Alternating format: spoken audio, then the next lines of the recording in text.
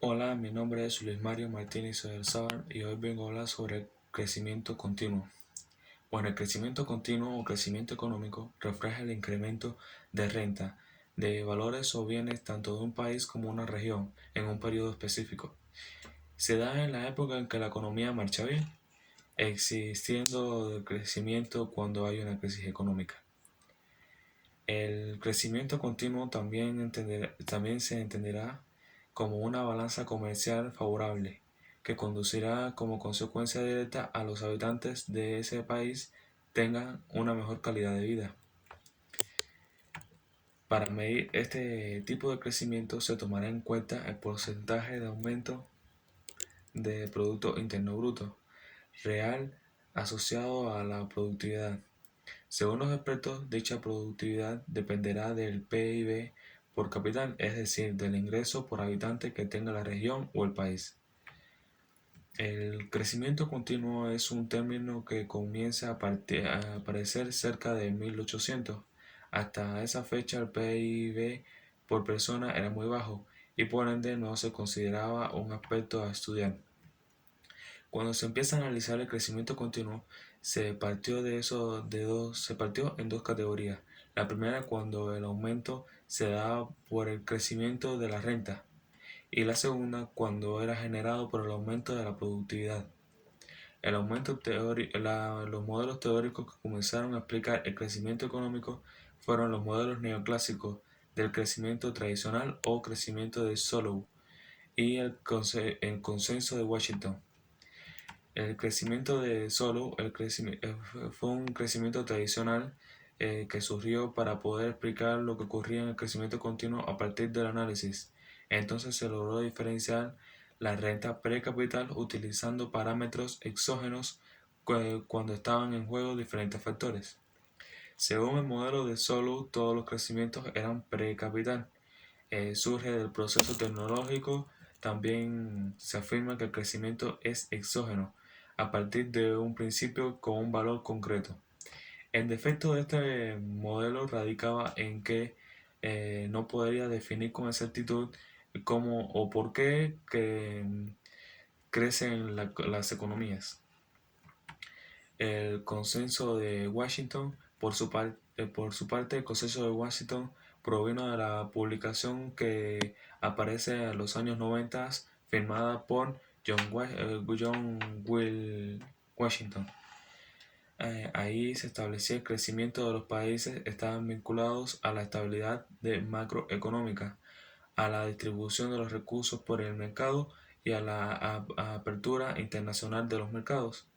En este modelo se determinó que el crecimiento estaba vinculado al comercio, a que trabajaba a partir de incentivos para la reducción de derechos de importación, tipos de cambios competitivos y la promoción de las llamadas zonas francas. Aspectos controversiales del crecimiento continuo. El crecimiento continuo eh, incide en múltiples aspectos del desenvolvimiento concreto de un país, como lo son las economías, la política o el ámbito social. Casi todos los sistemas actuales asociados al crecimiento a factores como el bienestar y el progreso, pero el detractores del capitalismo difieren dando que consideran que el crecimiento económico en muchos casos no genera cohesión social. El segundo aspecto de controversia del crecimiento continuo radica en la imposibilidad de poder mantener la estabilidad sin perjudicar el medio ambiente, ya que muchas actividades necesarias para el crecimiento económico necesitan de los recursos de energía no renovables. Ejemplos de crecimiento continuo. Por ejemplo, Baja California, en el Estado de México, como Tijuana como capital, está siendo un ejemplo de crecimiento continuo en economía en las últimas décadas. Sus principales actividades económicas son las vinculadas a las manufacturas, la agricultura y pesquera y el turismo.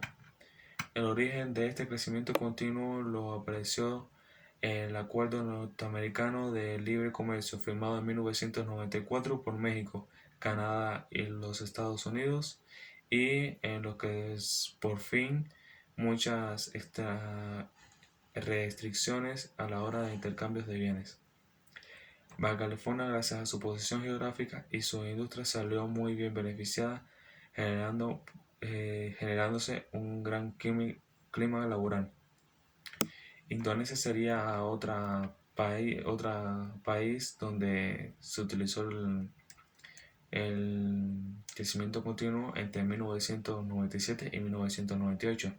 Los países asiáticos como Corea del Sur, Tailandia o Indonesia se vieron afectados por la crisis financiera asiática, lo que condenó a que millones de personas cayeran en el umbral de la pobreza. En el caso de Indonesia, la crisis fue más allá, proveniendo de renunciar a los líderes militares y su equipo de gobierno, el cual estaba en el poder desde los últimos 70 años. Indonesia, al igual que otras naciones, fue expulsada a través de restricciones por parte del FMI y el Banco Mundial. Estas instituciones aprobaron una serie de medidas avanzadas en el Consenso de Washington. Sin embargo, el país del sudeste asiático poco a poco se fue desligando de este proyecto macroeconómico, pero llevaron a cabo una inversión del Producto Interno Bruto en infraestructura del 9%, muy superior al 2% occidentales, teniendo como resultado un desarrollo programático y exitoso desde entonces, es decir, un crecimiento continuo nacido desde una situación desfavorable por la crisis de las precisiones. Bueno, eso sería todo. Gracias por su atención.